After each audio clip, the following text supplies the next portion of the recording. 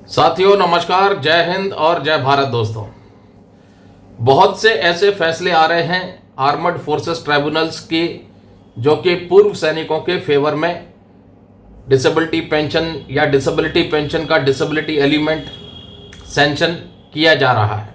पहले विभाग ने देने से मना कर दिया, रिजेक्ट कर दिया। बाद में एएफटी में गए लोग और एएफटी की तरफ से जजमेंट सैनिकों के फेवर में आया। फिर उसके बाद सरकार हाई कोर्ट गई, हाई कोर्ट से भी सरकार की अपील खारिज हो गई और ऐसा ही एक लेटेस्ट मामला सामने आया है। Punjab and Haryana high court ने एक जो है फैसला देते हुए सरकार की अपील खारिज की है। चलिए उस पूरी खबर को मैं आपको विस्तार से दिखाता हूं। तो साथियों, आप देख सकते हैं जागरण न्यूज़ एजेंसी की ये खबर है और इसमें बिल्कुल क्लियर कट लिखा है, सैन्य सेवा के दौरान बीमारी पर पूर्व सैनिकों को मिलेगी दिव्यांग pension. Punjab and Haryana high court का फैसला। तो पंजाब और हरियाणा हाई कोर्ट का एक जबरदस्त फैसला आया है पूर्व सैनिकों के फेवर में। पंजाब एवं हरियाणा हाई कोर्ट ने पूर्व सैनिकों की दिव्यांग पेंशन पर केंद्र सरकार की याचिकाएं खारिज की हैं।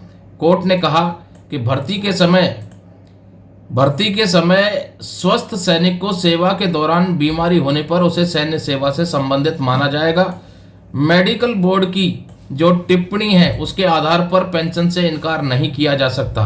और जो याचिकाएं थी जिसमें 20 से 40% तक डिसेबिलिटी दी थी, उसको 50% मानकर पेंशन और पूरे एरियर का लाभ देने का भी फैसला दिया गया है। अब आप विस्तार से इस खबर को देख सकते हैं। मेडिकल बोर्ड के बारे में कुछ महत्वपूर्ण चीज़ें कही है कि पहले तो ये जो मामला सुना गया था, ये जस्टिस हरसिमरन सिंह सेठी और जस्टिस विकास सूरी की जो खंडपीठ थी, उन्होंने अपने साफ शब्दों में कहा कि अगर कोई सैनिक भर्ती के समय चिकित्सीय रूप से पूरी तरह स्वस्थ पाया गया हो और लंबी सैन्य सेवा के बाद उसमें कोई बीमारी या दिव्यांगता सामने आती है, तो कानून यह मानकर चलता है, ये लिखा है, कानून यह मानकर चलता है कि वह बीमारी सैन्य सेवा के दौरान उत्पन्न हुई है।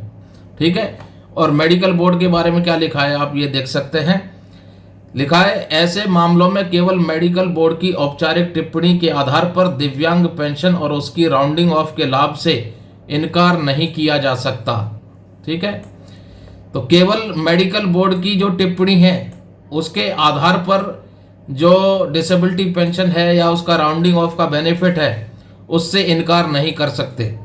आगे क्या लिखा है, इन सभी याचिकाओं में केंद्र सरकार ने सशस्त्र बल न्यायाधिकरण यानी AFT armed forces tribunals Chandigarh द्वारा जो आदेश पारित किए थे उनको चुनौती दी थी सरकार ने हाई कोर्ट में, जिनमें पूर्व सैनिकों को डिसेबिलिटी पेंशन का लाभ देते हुए 20 से जो 40% तक की उनकी जो डिसेबिलिटी थी, जिसको राउंडिंग ऑफ का बेनिफिट 50% दिया था, उन अपील को, उन जजमेंट्स को सरकार ने हाई कोर्ट में चैलेंज किया। ठीक है। अब आगे आप आ जाइए, अदालत में केंद्र सरकार का तर्क क्या था आप यहां देख सकते हैं। अदालत में केंद्र सरकार का तर्क लिखा है, केंद्र सरकार का तर्क था कि रिलीज मेडिकल बोर्ड ने संबंधित सैनिकों की बीमारी, विशेष रूप से प्राइमरी हाइपरटेंशन, इसको ना तो सैन्य सेवा के कारण संबंधित माना गया और ना ही यह माना गया कि वह सेवा के कारण बढ़ी है। तो यानी कि जो प्राइमरी हाइपरटेंशन थी वो disability neither attributable to nor aggravated by service accept की गई थी और इसी आधार पर सरकार ने दिव्यांग पेंशन का राउंडिंग ऑफ के लाभ को गलत ठहराया। ठीक है। अब हाई कोर्ट ने क्या कहा, हाई कोर्ट ने इस दलील को सिरे से खारिज करते हुए कहा कि भर्ती के समय अगर सैनिक पूरी तरह फिट था और सेवा के दौरान बीमारी सामने आई है तो यह मानने का पूरा कानूनी आधार है कि बीमारी सैन्य सेवा से जुड़ी है। ठीक है। हाई कोर्ट ने क्लियर कह दिया और कुछ सुप्रीम कोर्ट का भी जो फैसला था उनका भी हवाला दिया गया। आप देख सकते हैं, इसमें लिखा है, अदालत ने अपने फैसले में सुप्रीम कोर्ट के कई महत्वपूर्ण निर्णयों का हवाला देते हुए कहा कि यह सिद्धांत स्पष्ट रूप से स्थापित हो चुका है, ऐसे मामले में बीमारी को सैन्य सेवा से असंबंधित साबित करने का भार नियोक्ता यानी सरकार पर होता है। मेडिकल बोर्ड की रिपोर्ट तब तक निर्णायक नहीं मानी जा सकती। ये बहुत इंपॉर्टेंट पॉइंट है भाई।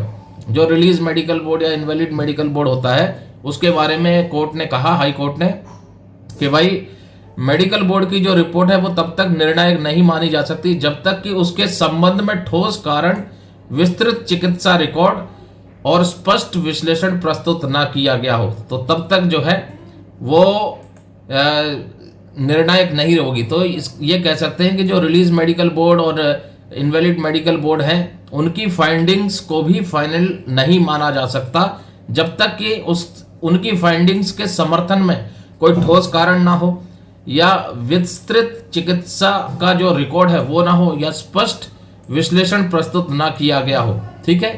अब जो एरियर की बात थी उसको भी चैलेंज किया गया हाई कोर्ट में। एरियर से संबंधित सभी आपत्ति खारिज कर दी हाई कोर्ट ने। भाई खंडपीठ ने, हाई कोर्ट की खंडपीठ ने यह भी स्पष्ट किया कि दिव्यांग पेंशन की राउंडिंग ऑफ का लाभ केवल उन सैनिकों तक सीमित नहीं है जिन्हें सेवा के दौरान अमान्य कर दिया गया हो। सेवानिवृत्त सैनिक भी इसके समान रूप से हकदार है अगर उनकी दिव्यांगता सेवा के बाद सामने आई है। तो ये भी बहुत इंपॉर्टेंट पॉइंट है। साथ ही अदालत ने सरकार की उस आपत्ति को भी खारिज किया जिसमें एरियर को केवल 3 वर्षों तक सीमित करने की मांग की गई थी। ठीक है। तो साथियों, पंजाब एवं हरियाणा हाईकोर्ट की तरफ से पूर्व सैनिकों के फेवर में जबरदस्त फैसला दिया है और स्पष्ट रूप से बताया कि कोई बीमारी जो भर्ती के समय नहीं थी और बाद में अगर सैन्य सेवा के दौरान हुई है तो कानूनी आधार पर यह माना जाएगा कि वो सैन्य सेवा से जुड़ी हुई है।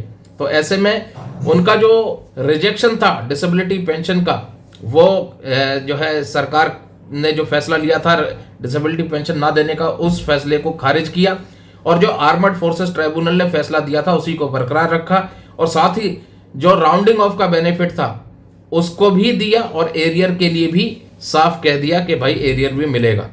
तो अब क्या ये चीज सभी लो मेडिकल कैटेगरी में डिस्चार्ज हुए पूर्व सैनिकों के लिए है? तो ऐसा नहीं है।